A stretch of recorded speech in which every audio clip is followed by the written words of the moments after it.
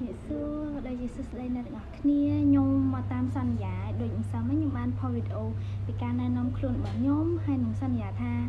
nhóm nông bạc ca chiều video để mấy chạy lại bật sao tên lơ hưởng xem đi chiều ca sắc sại chị đàm hay người nắng nhôm trong lơ do bật thiên là bật mũi mà chạy lại nhà ngọc kia ở pi ca hình pizza ăn lễ ao dối hay nông miên con lập hiệp đã ăn lễ dân dạy tham learning English with understanding and quality អ្នកទាំងអស់គ្នាពិតជាធ្លាប់រៀនភាសាអង់គ្លេសហើយព្រោះយើងដឹងថាភាសាអង់គ្លេសក្នុងសម័យបច្ចុប្បន្នហ្នឹងគឺវាមានសារៈសំខាន់មែនតើដែលយើងហៅថាinternational language គឺភាសាអន្តរជាតិដែលគេប្រើប្រាស់គ្រប់ប្រទេសជាតិអញ្ចឹង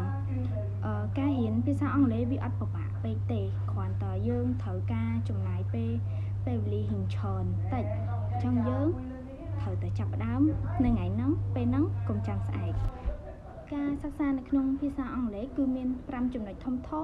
ទី1គឺ reading ការអានទី2 listening ការស្ដាប់ទី3 writing ការសរសេរទី4 speaking ការនិយាយនិងមួយទៀតដែលសំខាន់ក្នុងការយើងរៀនភាសាអង់គ្លេសហ្នឹងគឺ grammar ដែលគេហៅថាវេយ្យាករណ៍នៅក្នុងវេយ្យាករណ៍ហ្នឹងគឺវាមានគន្លឹះច្រើនមែនតើក្នុងការរៀនសូត្រខ្ញុំបញ្ជាក់អ្នកទាំងអស់គ្នាបន្តិចថាខ្ញុំមិនមែនជា expert ឬក៏គ្រូបរៀនភាសាបរទេសអីទេខ្ញុំគ្រាន់តែចែកម្លែកនៅចំណេះដឹងខ្លះៗដែលខ្ញុំយកទៅអនុវត្តហើយវាទទួលបានលទ្ធផលចំពោះការរៀនភាសាអង់គ្លេសហ្នឹងវាច្រើនមានគេសួរខ្ញុំថាមិនបានរៀនទៅ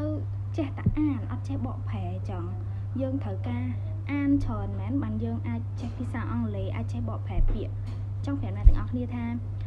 ក្នុងការរៀនភាសាបរទេសហ្នឹងយើងហៅថាភាសាអង់គ្លេសហ្នឹងវាមិនមែនមានតែការ reading មួយការអានសៀវភៅហ្នឹងទេវានៅមានជំរើសជាច្រើនដែលអាច fit ទៅនឹងអ្នកទាំងអស់គ្នាដែលវា